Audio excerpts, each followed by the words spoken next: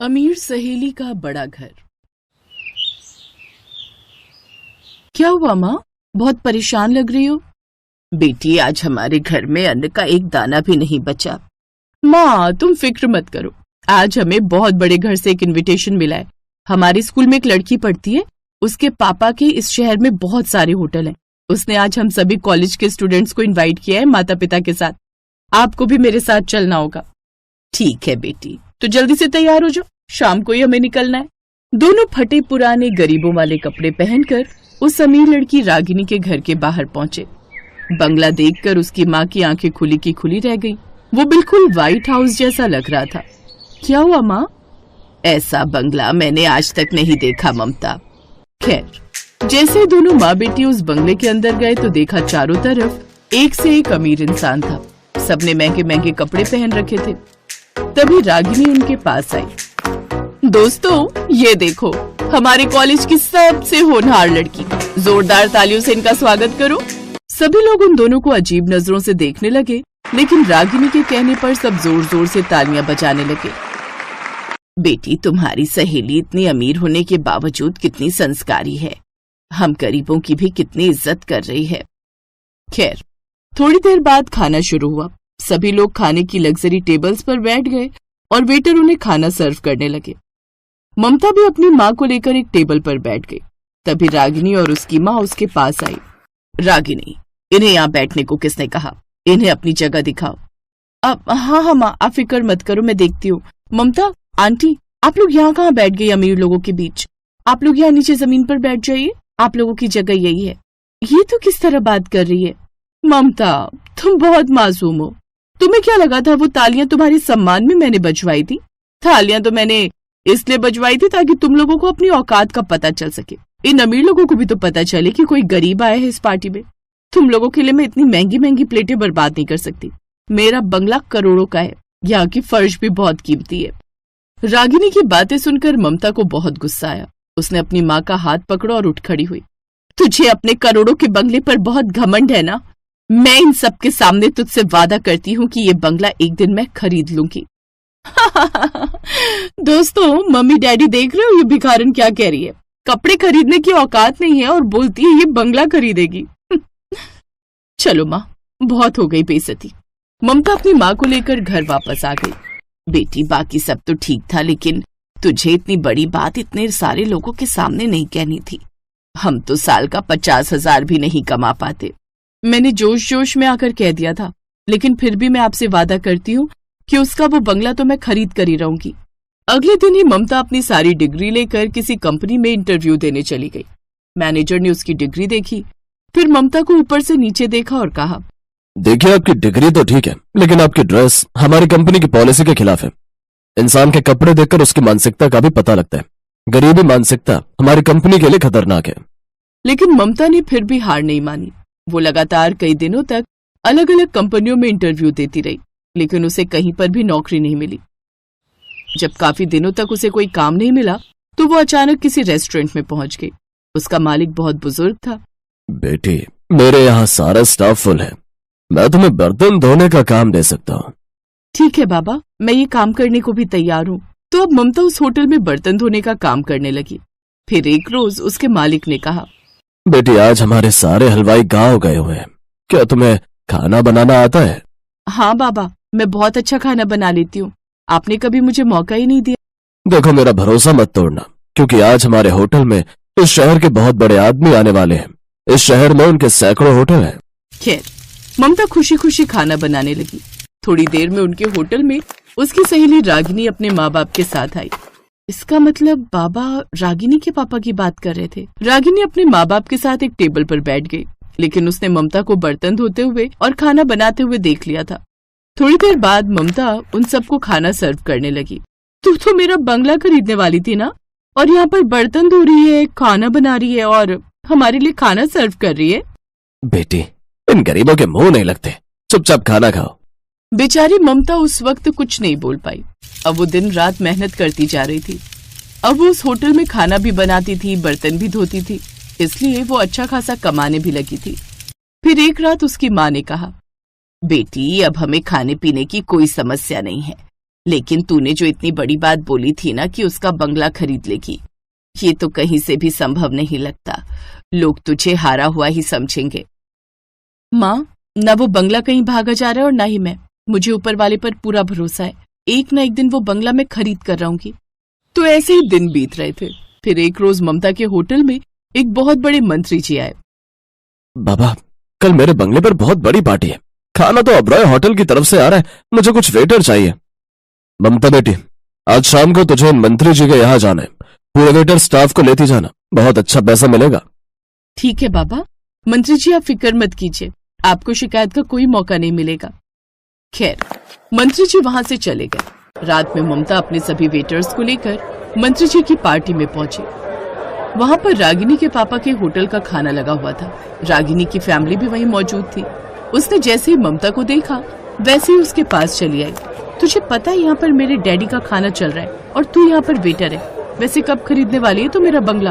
रागिनी ममता से बात कर ही रही थी कि तभी कुछ मेहमान अचानक चिल्लाने लगे, मंत्री जी ये सब क्या है? हमारे खाने में केकड़ा निकला और रोटियों में तो फफूंद लगी हुई है।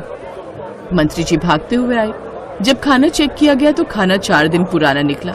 उन्होंने रागिनी के डैडी को बुलाया। सारे लोग वहीं इकट्ठा हो गए। मिस्टर ओबराय, इस शहर में मैंने तुमको सारे होटल के टेंडर्स दिलाए थे और आपने मेरे ही साथ ऐसा किया।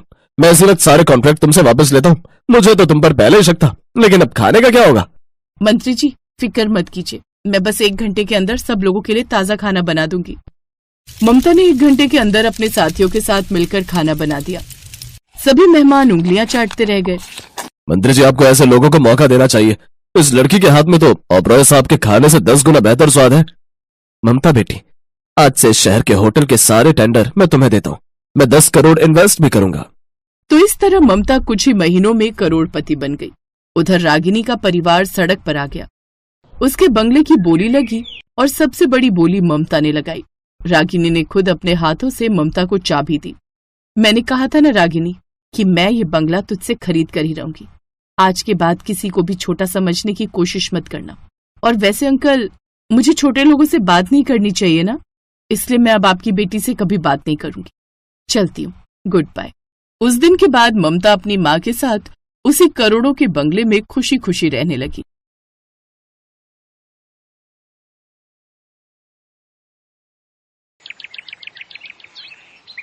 क्या हुआ मेरी जान, यूं मुंह लटका कर क्यों बैठी है?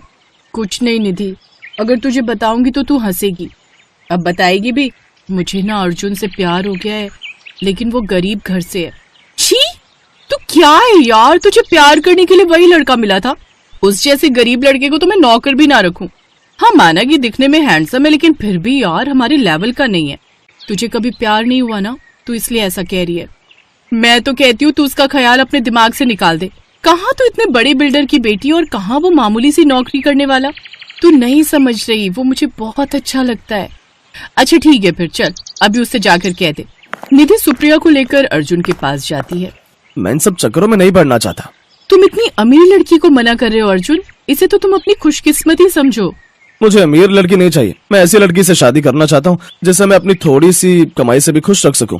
और जानती हो सुप्रिया मैडम, मैं एक मिडिल क्लास घर में रहता हूँ जहाँ साधारण सा खाना पीना होता है, ना तो कोई गाड़ी और ना ही कुछ और। क्या तुम ऐसे रह पाओगी? ये सुनकर सुप्रिया घबरा गई। नहीं, मुझे नहीं पता था कि तुम इतने गरीब हो। मैं नहीं कर सकती इतने गरीब लड़के से शादी। देखा नहीं थी, गरीबी का नाम सुनकर ही वो पीछे हट गई। अच्छा तुम बताओ, क्या तुम मुझ जैसे गरीब से शादी कर सकती हो? तुम भी तो इतनी अमीर हो। बात निधि के स्वाभिमान की थी और वहाँ और भी कई लोग थे। हाँ मैं तुमसे शादी करूंगी, और ये रही लिपस्टिक, अब इससे मेरी मांग भरकर सबके सामने मुझे स्वीकार करो। अर्जुन ने उस लिपस्टिक से ही उसकी मांग भर दी और वहाँ से जाने लगा। निधि भी उसके साथ साथ उसके पीछे पीछे जाने लगी। तुम मेरे पीछे पीछे कहाँ रही हो? अभी कुछ देर पहले तो तुमने मेरी मांग भरी, उस हिसाब से अब मैं तुम्हारी पत्नी हूँ। अब मैं तुम्हारे साथ तुम्हारे घर में ही तो रहूंगी। एक बार फिर सोच लो निधि। अब तो सोच लिया, और ये सब तुम्हें मेरी मांग भरने से पहले सोचना चाहिए था। अब तो तुम्हारी नाक में दम ना कर दूं तो कहना। चलो देखते हैं कौन किसकी नाक में दम करता है। निधि अर्जुन के साथ उसके घर चली गई। घर आकर उसने सारी बात अपनी सास को बताई। अब शादी चाहे जिस भी हालात में हुई हो, लेकिन ये अब इस घर की बहू है। बहू, आज से वो वाला कमरा तुम्हारा है। अगली सुबह निधि सोकर उठी तो उसने अर्जुन से कहा, अर्जुन जाओ मेरे लिए चाय लेकर आओ, नाश्ता मैं बाद में करूंगी। यहाँ कोई नौकर नहीं है, यहाँ खुद ही चाय बनानी पड़ेगी। चलो उठो और जाओ और खुद जाकर कॉफी बनाओ। अच्छा ये बात है, ठीक है, मैं अभी चाय बनाकर लाती हूँ। निधि रसोई में गई और चाय में चीनी की जगह ढेर सारा नमक डालकर ले आई। जैसे ही सबने चाय पी, छी भाभी, ये आपने कैसी चाय बनाई है? क्या तुम्हें चाय तक बनानी नहीं आती? हाँ नहीं आती, क्योंकि वहाँ सब काम मेरे घर के नौकर करते हैं। खाना बनाने के लिए अलग, साफ सफाई के लिए अलग, घर के हर काम के लिए अलग अलग नौकर। ये सुनकर सब चौंक गए कि उनके घर इतनी अमीर बहू आई है। फिर उसकी सास बोली, बहू कोई बात नहीं, मैं तुम्हें चाय बनाना सिखा दूंगी। हमारे घर में कोई नौकर नहीं है, इसलिए सारे काम हम सब मिलकर करते हैं। घर में सभी उसका खूब ख्याल रखते, लेकिन निधि थी कि वो तो जानबूझकर बस नुकसान पर नुकसान करती रहती। लेकिन अमीर घर से आई बहू ना तो वहां चैन से सो पाई और ना खा पाई, जिस कारण निधि की तबीयत बिगड़ गई। कई दिन बीत गए लेकिन वो ठीक नहीं हो पाई। देखिए, इनकी आंतों में बहुत ज्यादा इन्फेक्शन फैल गए, जो आसानी से ठीक नहीं होगा। उसे शहर के बड़े अस्पताल ले जाना होगा। निधि ने देखा कि सभी उसकी बड़ी चिंता कर रहे हैं। उसने अपनी सास सरला को अर्जुन से बात करते हुए सुना, माँ, बड़े हॉस्पिटल में दिखाने लायक हमारे पास पैसे कहाँ हैं? लेकिन इलाज करवाना भी तो जरूरी है, अगर तबीयत ज्यादा बिगड़ गई तो। नहीं माँ, मैं उसे कुछ नहीं होने दूंगा। वो इस घर की इज्जत है। लोग तो यही कहेंगे कि अमीर बहू का ख्याल नहीं रख पाए। मैं कहीं से पैसे उधार लेकर देखता हूँ, लेकिन अगर नहीं हो पाया तो मैं ये घर बेच दूंगा। लेकिन ये तो तेरे बाबा की आखिरी निशानी है ना। हाँ माँ, लेकिन अपनी पत्नी को बचाने के लिए मैं कुछ भी करूंगा। ये सब सुनकर निधि को बड़ा दुख हुआ। वो देख रही थी कि सब उसे कितना प्यार करते हैं। तभी वो अचानक से बेहोश हो गई। उसकी तबीयत ज्यादा बिगड़ने लगती है। अर्जुन जल्दी से उसे अस्पताल ले जाता है। वो अपना घर बेच देता है और उसका इलाज करवाता है। निधि का इलाज होता है और वो कुछ दिन बाद पूरी तरह ठीक हो जाती है। अस्पताल से लौटकर जब वो घर आती है तो देखती है कि उसका ससुराल एक झोपड़ी में बदल चुका है। अर्जुन, हमारा घर? अब हमें यहीं रहना होगा निधि। निधि को समझते देर नहीं लगी कि उसके इलाज की खातिर अर्जुन ने अपना घर बेच दिया है, जो कि उसके पिता की आखिरी निशानी थी। वो सबके साथ उसी झोपड़ी में रहने लगती है। कुछ दिन बाद अर्जुन का जन्मदिन था और निधि उसे कुछ ऐसा देना चाहती थी जिसे देख अर्जुन का चेहरा खिल उठता। कुछ दिन बाद, चलो तो अर्जुन, चलिए माँ जी, ननद जी, आप सभी अपनी आंखें बंद रखिएगा। ओफो, ये क्या बचपना है निधि, अब तो आंखें खोलने दो। अब सब अपनी आंखें खोलो। वो सब अपनी आंखें खोलते हैं तो सामने अर्जुन के जन्मदिन का केक रखा हुआ था और घर को सजाया हुआ था। लेकिन उससे भी ज्यादा हैरान वो सब ये देखकर थे कि वो सब उसी घर में खड़े हैं जो उन्होंने बेच दिया था। ये सब मेरे पतिदेव का जन्मदिन का तोहफा। इसका मतलब मेरी अमीर बहू ने अपना ससुराल खरीद डाला। आप सब मेरे लिए इतना कर सकते हो तो क्या मैं इतना सा नहीं कर सकती? उस रोज मैंने आप दोनों की सारी बातें सुन ली थी, लेकिन मैं कुछ कह पाती उससे पहले ही मैं बेहोश हो गई और जब होश आया तब तक बहुत देर हो चुकी थी। मेरे माँ बाप के मरने के बाद उनकी इकलौती बेटी होने के नाते सब कुछ मेरा ही था। मैं पैसे से तो बहुत अमीर हूँ, लेकिन प्यार में उतनी ही गरीब। मुझे प्यार करने वाला कोई नहीं था। यहाँ आकर मैंने जाना कि